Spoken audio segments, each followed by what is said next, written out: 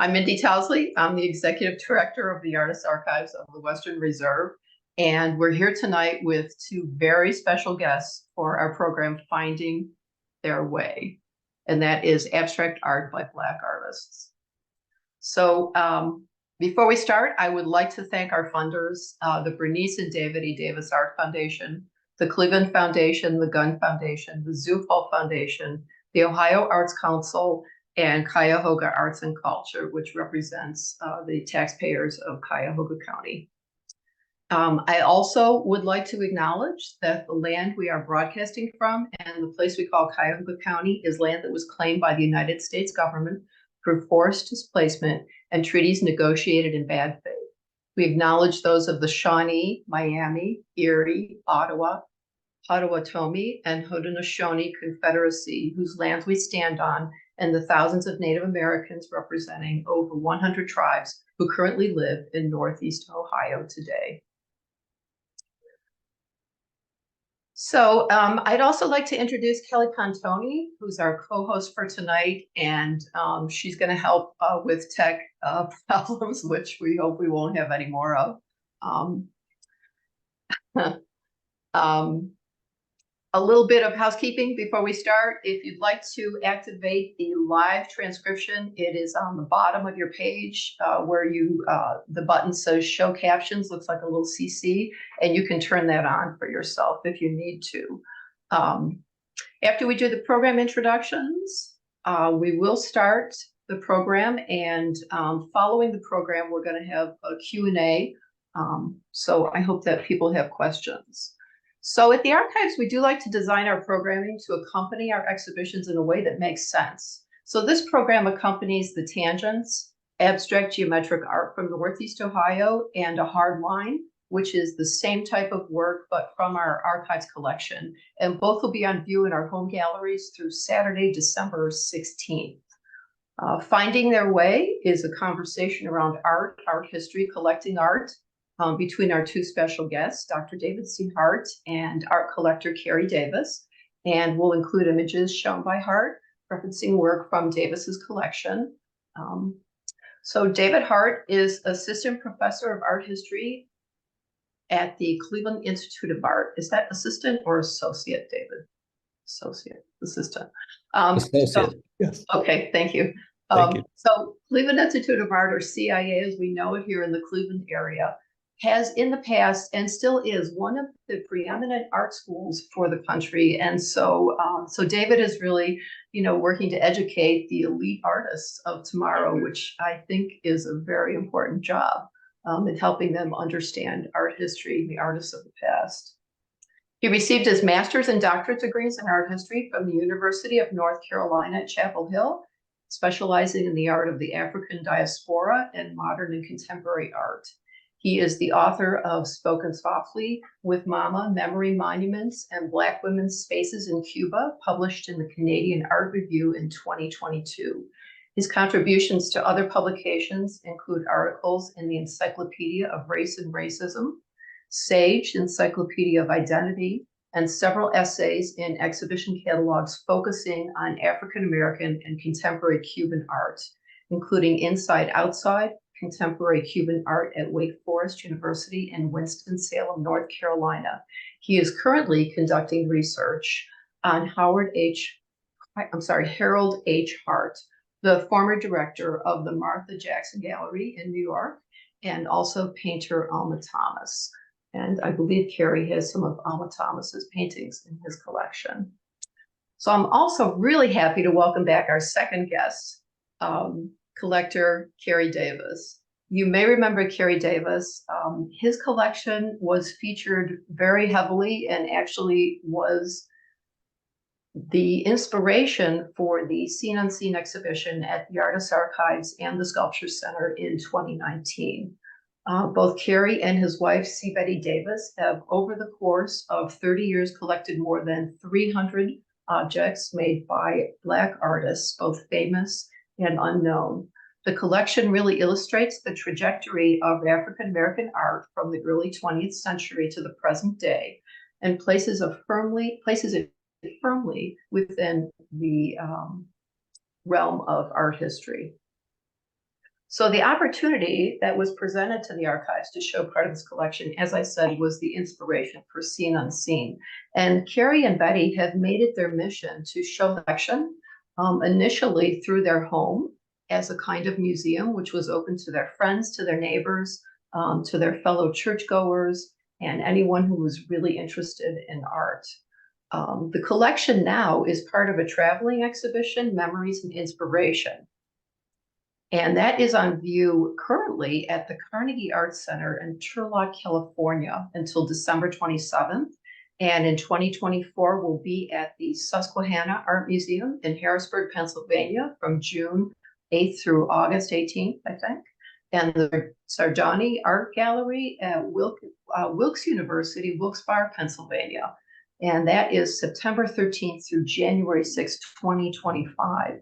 And if anyone is interested and they would like to see other venues, because this thing is traveling for another couple of years, they can go up to the International Art and Artists website and or just Google Kerry and C. Betty Davis collection of African American art, and it's going to come right up for you. But they do have a complete listing on that website. So Kerry, you're going to be your collection is really moving around. So we're really, really happy to have you here tonight and have you have showing us part of your collection as part of the conversation between you and David. So thank you both very much for being with us. David is really going to lead this talk. I'm going to mute myself and sort of step out, and hopefully we're going to have a great conversation. Thanks everybody for joining us. Thank you, Mindy. And it's great to see you, Kerry. I want to thank Mindy and Kelly and the other people at the Artist Archives of the Western Reserve for inviting me. This is a great opportunity to talk about the thing that I love and have devoted my professional career to, and that is the art of the African diaspora. So, Kerry, if you don't mind, I'd like to start before I show the actual artworks with a question that will lead us into the our conversation this evening. And what is it that prompted you to collect art? Oh boy. Well, if I go way back, it was what, 1980. I bought my first home, such a little small house in Decatur, Georgia. And, I was thinking I would like to put something on the wall. And I wanted something that was reflected my ethnicity, also masculinity. So it was like an early man cave. It was before that term came. But I did want something, but I didn't want just a quote unquote picture. I wanted something of substance, I thought, in my mind. And so, when I started buying work, I wasn't collecting. I want to make that clear. I was just, I was buying things that I could appreciate. Later on, I think the collecting, there is a difference because there is a focus when you collect anything, like that. So that's where the premise, the idea come from. Now, then I had no idea that I would be as far as collecting and the works we have today. Since that time, I've just met so many people, and a lot of it was happenstance, as I went through life and just meeting different people.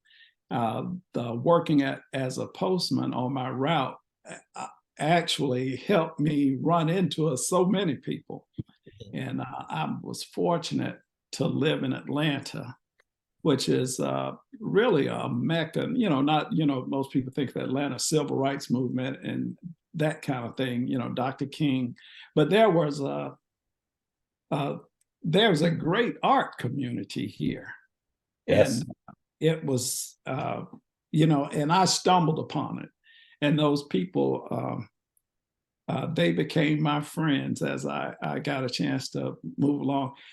In this screen right here behind me, I struggle to, it's a bit blurred, but I did want to say that we lost a great friend last night, the artist Ratcliffe Bailey.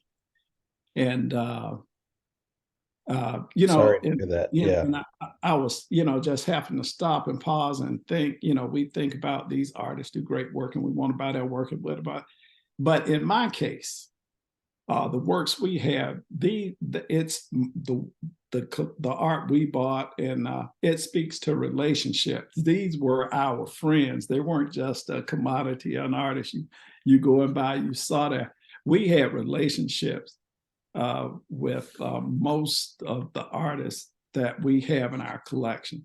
So it was a gut punch this morning when I found out that at a young age, relatively young age, Ratcliffe Bailey had passed away. Yeah, that's sad. Thank you for sharing that with us. I think this is a good time to share the screen. Yeah. And what we can do now is take a look at some of the works in your collection. And this is also a good time to talk about what it is that you mentioned, that you've had close relationships with many of the artists whose works are in your collection. So I'm wondering if we could start off with one of the works that I chose to put at the beginning, and that is with Richard Dempsey. Did you have a relationship with him, or did you collect his work after he passed in '87? I bought the work after he passed, Okay. but my relations, how I knew about Richard Dempsey was, again, I would often go to the Atlanta Clark University gallery. They had a collection, that was, I guess they started probably around 1947. Hale Woodruff was instrumental, the Negro Art Annuals. I would frequent, and this is the early 80s, I would frequent Clark Atlanta, and keeping in mind, this was pre a lot of the catalogs and monologues that you see today of African-American art. At the Negro Art Annual was one of the few places that artists of color, African-American artists, could show their works, was there. So I would find myself just immersed in their collection, and got a chance to see a lot of works by different African-American artists, not named Jacob Lawrence or Romare Bearden. Because at the time, in the forefront, those were the ones that you would see, just had museum attachments and that type of thing.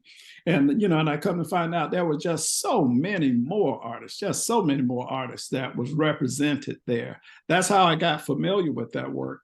And that's how I recognized this particular work. I bought this at auction at, well, it was Butterfields and Butterfields out of California at the time, Naris Bonhams and something, or maybe Bonhams and Bottoms. I don't know what the name of it, but they have a painting of this style called Cathedral and Choirs, 1951. And it's the same style. I recognized it immediately when I saw it at auction. And so, I forget what year it was, probably in the 90s, sometime in the 90s. But to find this work for like $300, I was ecstatic, I can certainly imagine that. Yes. But it's just being aware. You can go to a flea market all day long, and you can run across the most sought after work. But if you don't recognize what you're looking at, you just out in the flea market. So my education came early at Clark Atlanta University, getting familiar with the works that I've seen there, and then some of the artists I later on got a chance to meet, when we were in the cities or in those homes. So that was my gift, my great find. I get so excited, when I run across things like that. One of the things that is interesting to me about the conversations we've had and the one that we're having today is what really gives you a fuller sense of an artwork is to talk about the context and to understand the context within which the work was created, in which the context in which the artist worked. Certainly a relationship with collectors is part of that. The profound importance of HBCUs, historically Black colleges and universities in the United States, particularly in Atlanta, putting on exhibitions of Black artists' works when they were not allowed to participate in the mainstream white-dominated art world, and so on and so forth. One of the things that I've been thinking about, and this has to do with the artists that managed to break into the mainstream art world, particularly in New York, and Norman Lewis, along with Romare Bearden, Jacob Lawrence, was among the first to be included in the stable of major New York gallery. Could you talk a little bit about this beautiful work from Norman Lewis from 1964? He participated with, he was making work along with the major abstract expressionists at the time that, to quote a critic, New York stole the idea of modern art. And Norman Lewis, a African-American abstractionist, was part of that. But could you tell us a little bit about this work and your relationship with it, how it got in your collection? Sure. Another find, I've met so many wonderful people, artists, who they share with me, and I've learned from them, and I leaned on them for their relationships with other artists. Norman Lewis had passed away before I started to collect. Mm-hmm. I remember these blue series of paintings he did, what they were called sea chain. There was like white circles, but very, very similar to this. This mm-hmm. looked like clouds breaking to me. And on the back of that, there are some drawings that he did. But it was pretty much figurative drawing and note-taking, but something. But I got this painting from a good friend and artist, Freddie Stiles. Mm-hmm. A lot of artists I know, they are collectors as well. But I love this painting, and I was going to say Mark Rothko. I know Norman Lewis and Rothko had a relationship early on. It was just that he got no credit, for his work, but those guys in their time did very well. Mm-hmm. Fortunately, Norman Lewis didn't live in the same day to get the recognition that his work gets today. But that's how, this one came about, and it was through the Bill Hodges Gallery. Yes. The thing that is interesting about what you said is that in that context of an artist who managed to break through by dint of his own labor, only to be held back by, another barrier that had to do with, frankly, race discrimination. One of the things that's interesting that I learned from one of my favorite books by Anne Eden Gibson called Abstract Expressionism, Other Politics. She talks about how it is that in the middle of the 20th century, artists who were male, heterosexual, white were the ones that populated the upper echelon of the gallery system, particularly with abstract expressionism. And one would think that there weren't artists who were African American, who were women, who were Asian American, and so forth, but there were. And what ended up happening is that the kinds of critical discourses that were employed by the people who were dominant in the art world always seemed to find excuses, according to the scholar Ad Eden Gibson, for discounting the work of women, discounting the work of African Americans.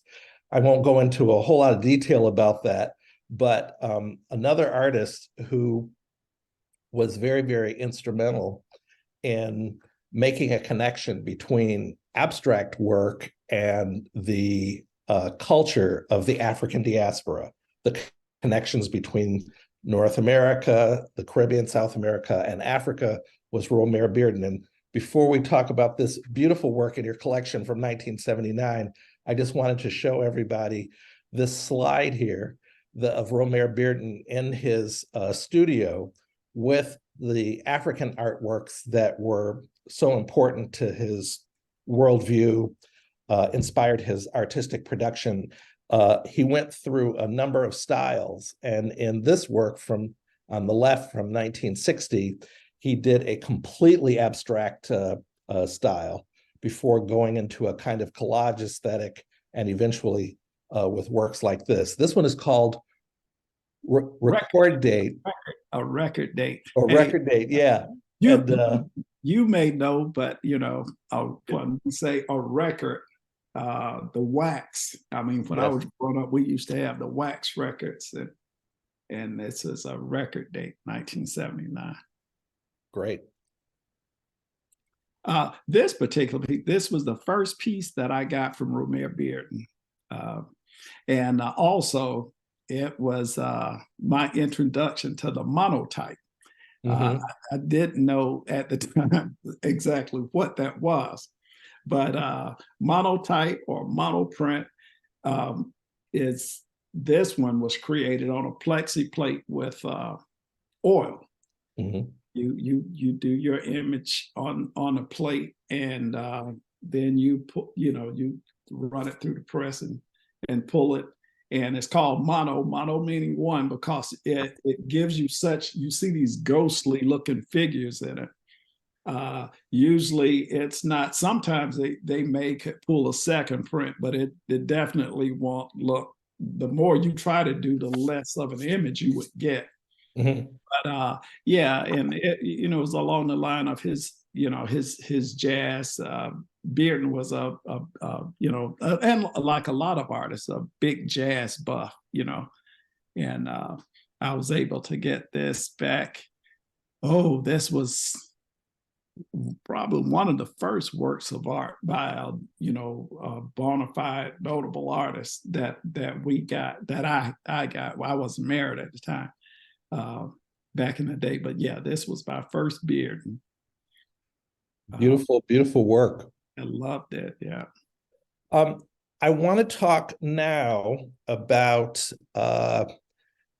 some ideas that have to do with the context within which Black artists work, and even the decision about whether to make a figural work that represents something in the real world, or whether to make an abstract work like we see here with Alma Thomas's watercolor.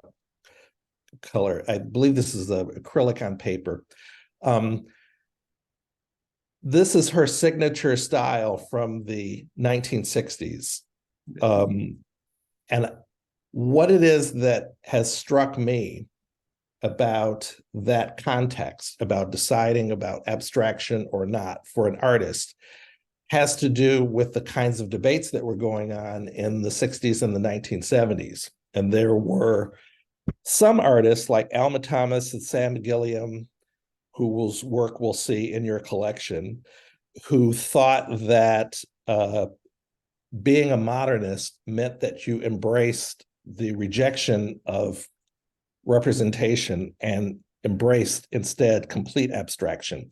There were other artists, Wadsworth Jarrell, Jeff Donaldson, and others, some of them also in Washington, D.C., like Thomas and Gilliam were, who argued that in order to their first order of business, their responsibility as Black artists was to speak to the Black community.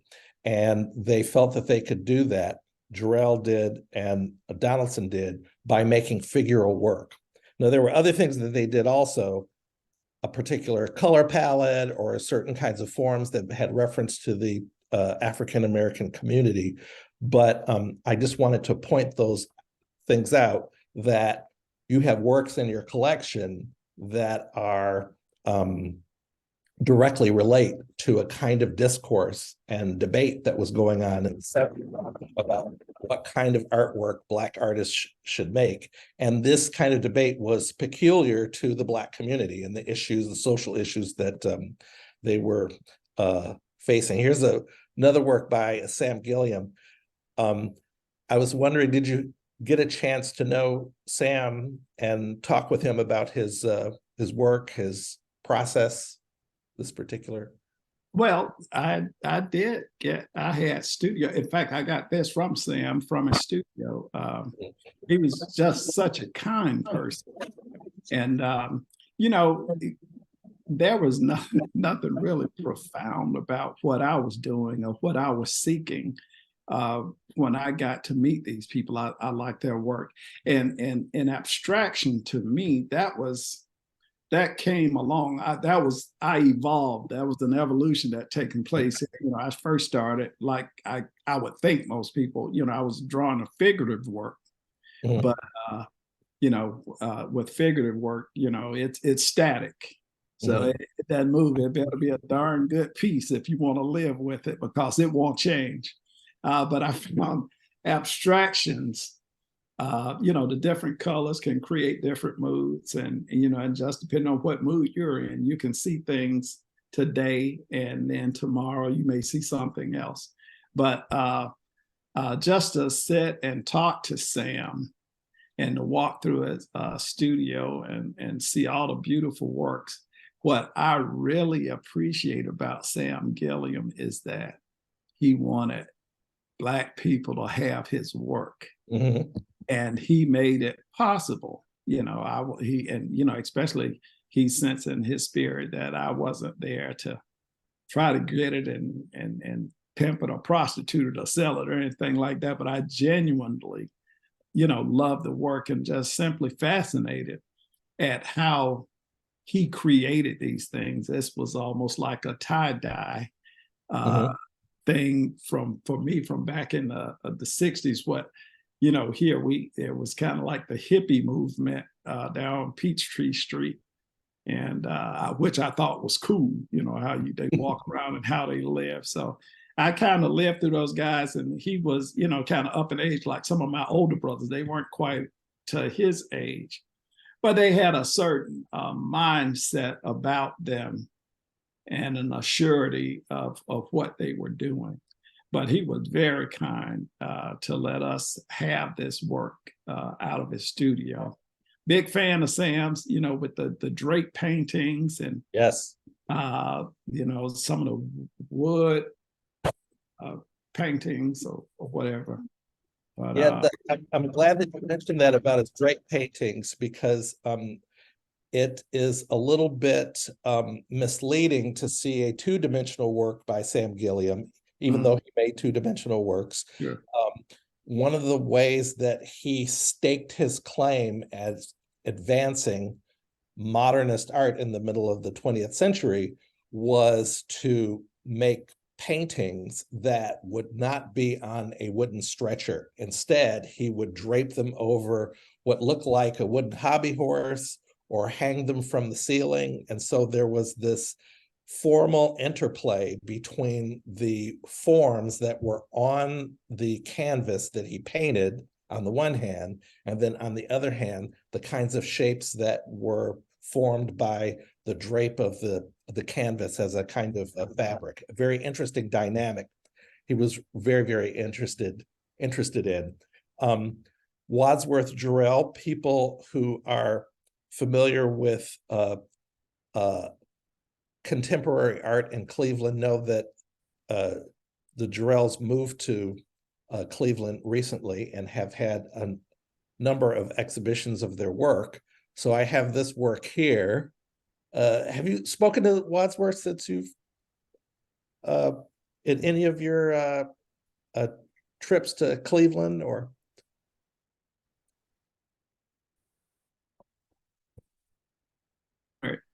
We were there at the AWR. And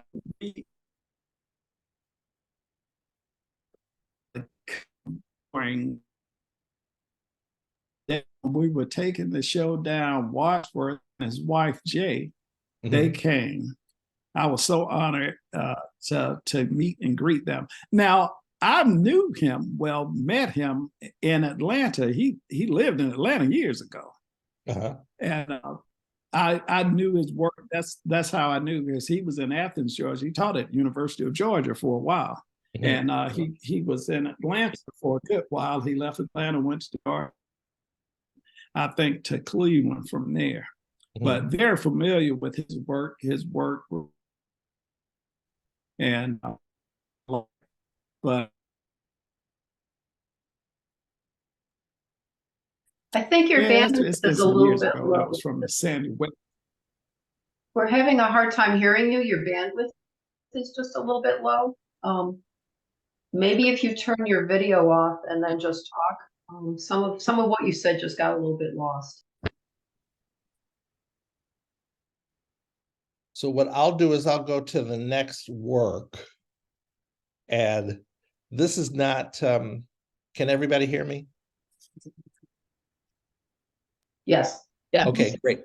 So this work is not in Kerry Davis and C. Betty Davis's collection, but it is an example about the relationship between social activism, Black consciousness, the consciousness of systemic racism, and the kinds of artworks that aligned with that kind of approach, particularly in the late 60s and the 70s. So this painting by Wadsworth Jarrell called Revolutionary Angela Davis from 1971 was inspired in part by this portrait of Angela Davis. Many of those portraits, photographic portraits, were turned into posters. And my oldest sister, for example, had a poster of Angela Davis with her signature afro. And this is Jay Jarrell's revolutionary suit, which was exhibited at MoCA, Cleveland, recently. We can get also an idea. I have a little bit of a text here that describes how it is that this revolutionary suit was meant to draw on the ideas about revolutionary change and social activism, and also how it is that ammunition was something that was used as a metaphor by artists for social change. Kerry, we can talk about Beverly Buchanan's work if you'd like, and here's a beautiful painting by her. Yeah, sure. This on the you think of Beverly Buchanan, you think of the shacks. Yes. That she does, or some of the photographs that she does. But this is from it's called the Clothesline series. And it's a little different in that it's an abstract work, which I was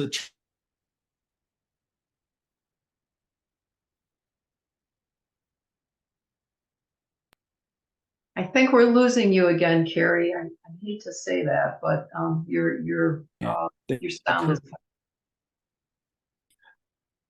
I can add. Yeah, go ahead. Pardon me. Go ahead. Uh,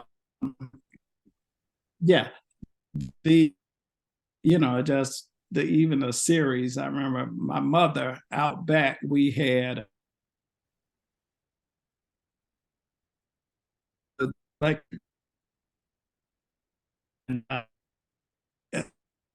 I'm trying to find. I had been down to Beverly Buchanan's home, and when she was in Athens, Georgia. Mhm.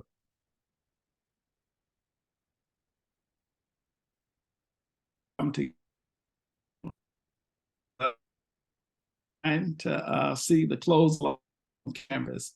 And again, I was attracted to it because it was off the norm of what I thought that she usually, though we have those as well. Yeah, I'd like to. I see it as something rare. Yes, yes, yeah. I'd like to explain something. Beverly Buchanan's artistic output uh, that's recognizable to a lot of people involves representations of shacks. And so she does this with sculptural works that are three-dimensional, photographic works of shacks, and these have a connection to the long history that a certain type of vernacular architecture has in the African American community, whether it's slave shacks or the kinds of housing that people lived in who were sharecroppers. So for those people who are not familiar with Beverly Buchanan's work, this kind of connection to the Black community, even though she's making what seem to be abstract works, is something that characterizes her work. And Mildred Thompson is another artist who had a connection with Atlanta, if I'm not mistaken. Is that?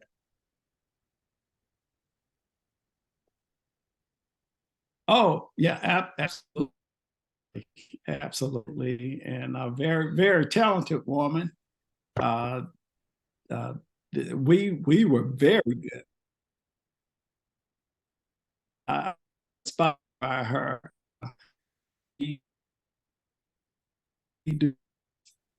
And actually, I met Mildred as a musician or as a blues musician. Mm-hmm. We was over the artist Kevin Cole's one Christmas Eve at a game. And I just go to the park and to see this abstract work, these beautiful colors of work, and really got a chance to meet and know her. And she, told me all about her time at Howard University. And yeah, like Alma Thomas, Mildred Thompson was very interested in space, interested in theories, the scientific theories, string theory, and so on and so forth. She had a career where she spent a considerable amount of time in Europe also, working with artists in Germany, had a number of artist residencies, and all of that informed the work that she created. A very sophisticated kind of abstraction, and its connection, like a lot of artists in the 20th century, where you're talking about Vasily Kandinsky in the early part of the 20th century, or artists more recently who were inspired by music, inspired by mathematics, and also scientific theories that informed their work. I want to ask our hosts if we're running out of time, and maybe we want to go to having questions and answers. Sure. We're at 7:43. We do have at least another 5 minutes, so I think it's up to you guys. If we want to jump to questions and answers, we can. That would be great. Okay. If that's okay with Kerry. Yes. That's fine. Okay. I don't have any questions in the Q&A at the moment. Would anyone like to raise their hand to ask a question, or type it into the Q&A? I think Megan might have. Megan did have a question. Okay. There she is. Oh, hello. Yes. Oh my God, my picture even comes up. That's wonderful. I Can you know. hear me? Forever and I ever, can you're hear you. probably come up now when you're on Zoom. That's wonderful. Well, first off, thank you so much to both the presenters for doing this amazing program today. I had a question concerning whether artists usually transition between the categories of figurative and abstract work. During this time period, particularly like 60s and beyond, were people, particularly Black artists, sticking with a category, or was there a lot of investigation across those boundaries? I can answer that from an art historical standpoint, and Sure. that is a very, very, very fraught issue, especially in the middle of the 20th century. So when we're talking about the artists like Norman Lewis, Alma Thomas, others, right around the middle of the 20th century, the idea behind abstraction drawn from the critical discourse about abstract expressionism was the expectation that an artist would have one signature style and that they wouldn't deviate from that. And in fact, there was a little bit of hanky-panky going on in the sense that, I'm not talking about in a lewd way, but I'm in the sense that gallerists would sometimes hide away the paintings by white artists that they thought that if the artist ventured away from their style. That happened with Jackson Pollock later in life. So the image that was projected to the art world was that Jackson Pollock had a very consistent style.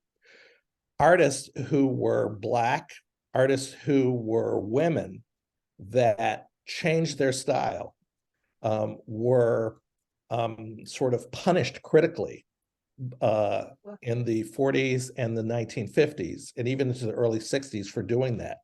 And there were a number of Black artists, particularly Charles Alston, that switched back and forth from figural work to various forms of abstraction. He's a Black artist, and some people took a dim view of that, some people who were critics, not in the Black community, but in the sort of larger establishment. Wow, that's fascinating. So those boundaries are really sort of policed by the art market and by institutions, but weren't really sort of caging individual artists in the way that we are kind of led to think they are. Yes, that's true. That's true. Yes. We do have a question from Pamela Young also. She says, thank you so much for this presentation. It's been wonderful. And thank you for including women of color. What other female artists are included in your collection? And also, what about abstraction appealed to you most? So I think that's probably a question for you, Kerry. Okay, can you hear me okay? Okay, other female artists in my collection. You would ask me something. Howardina Pindell. I have several. I just can't, come to mind. Amalia Maki, Betty Blayton Taylor. If I just start walking around the house, I could rattle off more, but Kay Brown. But anyway, we are very well represented with female artists. What fascinates me about abstract art, or what I like about it, I guess you would say, and like I said before, it's not static. I love color and a lot of the works, and it's just kind of depending on the mood I'm in, I can see different things going on in the work. It's interesting. It's interesting, and it's not static. So that's my attraction to abstractions. I found that very fascinating too, Kerry, when you were talking about how you had moved from figurative work to abstraction, and that you felt like the figurative work had to be like really, really good or really, really rich in order to engage your attention and live with it for a long period of time. I thought that was actually pretty interesting. But when did you start to feel that way? It didn't take very long. I guess, early, not too long, a few years, and it also, was exposure, and I'm, constantly learning and being introduced to different artists, and to let them articulate actually what some of the things I look at, or some of the things I like about some of the works. They just can explain it to my understanding a lot better, and I grew to appreciate it in that respect.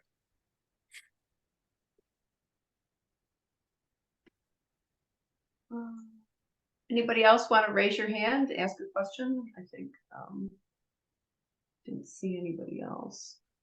It looks like Megan, do you have another question? Yeah, I'm so sorry, Kerry. I thought that the audio had dropped. It's so good to hear your voice and hear you all the way over in Atlanta. It's Megan Alves. So you know how much I love your stories about your collection, and I was wondering if there was a particular abstract work that just sort of jumped out, that's like sort of your favorite at the moment, and just how you came about to appreciate it. There are a few. One is a Freddie Styles piece that was in the presentation that we didn't get to. Also, Mo Brooker, and I think he had ties in Cleveland, who's like a family favorite. I know it's Betty's favorite abstract artist, and I have a few favorite abstract artists, and it's the celebratory colors within his paintings. He's a PK, or a pastor's kid, so is Betty. And just some of the conversation we had in his studio with him, and how the colors even come about, and all the jazz music that's playing in the background, and it's improvisational, the things that he's doing, and it's such a good mood and a good yeah, that was it. Well, that's both of them. Good mood, good vibe, and I can get on board with anything that's uplifting and pleasant and happy and joyous. So I really like all of that. Really like all of that, and Mo Brooker taught at the Cleveland Institute of Art. Well, there you go.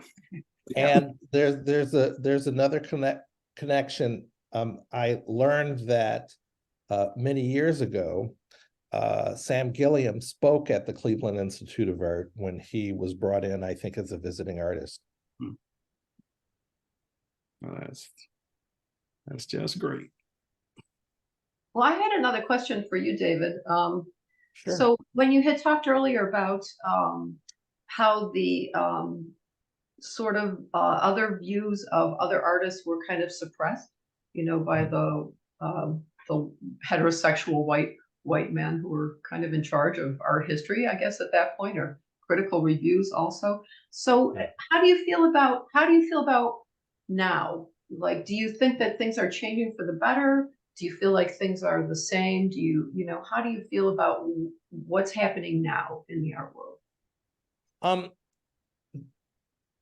There's a world of difference. The society has moved on. Communities of color have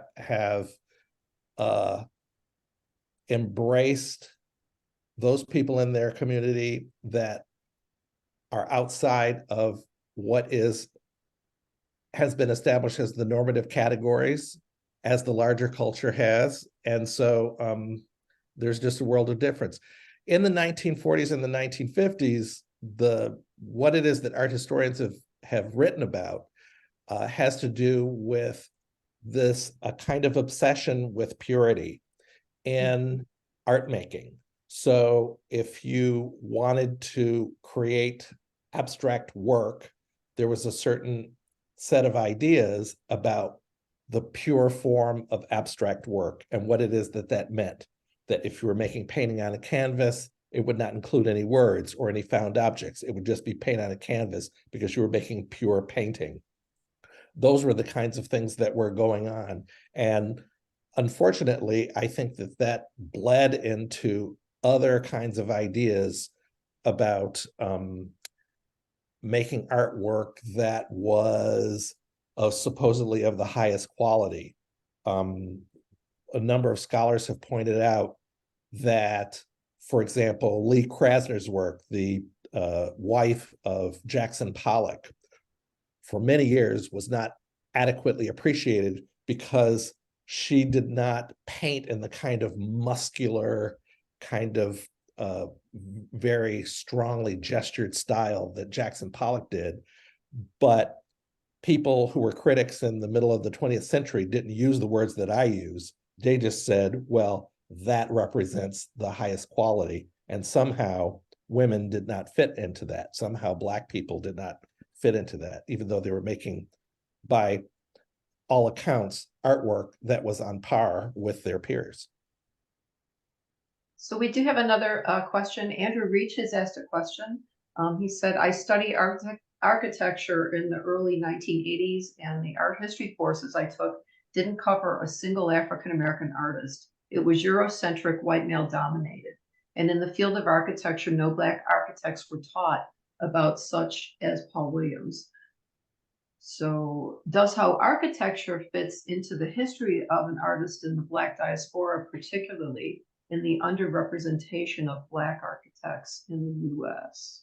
I think it's supposed to be, how does architecture fit into the history of artists in the Black diaspora? Architecture fits squarely in that history. I just read an article in the New York Times that pointed out how it is that African Americans, particularly Black women, still have very, very low representation in the field of architecture. Architecture is a field of design that stubbornly has resisted the inclusion. Now, there are notable examples of that that have changed, but that's my take on it. And Kerry and Betty Davis clearly have devoted much of their life to bringing out the wonderful works that are created by Black artists, whether they're abstract or not. I've devoted my career to the work of the art of the African diaspora. So, you know, I experienced that too when I was younger and an undergraduate, about the people who look like me were not represented in the art history textbooks. I'm glad that's changed. But it changes because people make the change. Yeah, I agree with you. Yeah, that's yeah. I think it's very encouraging that things are opening up, and people whose voices have not been heard are actually being heard now and recognized. So I've got one more question for Kerry. I think we've got a couple minutes left. Kerry, who's the latest artist in your collection? Well, you know, I've collected, you know, modernists. The latest artist in my collection is Most recent. I should say most recent. well, yeah. But he's not a living artist. He's passed away, and it's Elzier Couture. Was out of Chicago. Well, made his bones out of Chicago. WPA period artist. But I have a very beautiful, so it's small, but a very beautiful and excellent representation of what he did. We were so lucky to find it and to acquire it. So that was the latest and the greatest. David, who are you looking at? What abstract artists are you looking at recently? Who's catching your eye?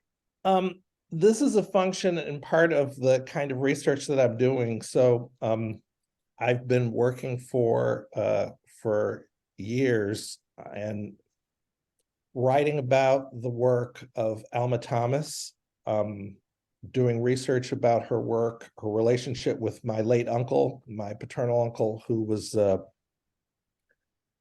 director of the Martha Jackson Gallery. I've presented on panels concerning her work and my research. That's what I'm engaged with right now. That's great. And So Alma Thomas was someone that I knew personally. My family had a close relationship with her. My grandfather went to school with Alma Thomas when her family moved to Washington. Wow.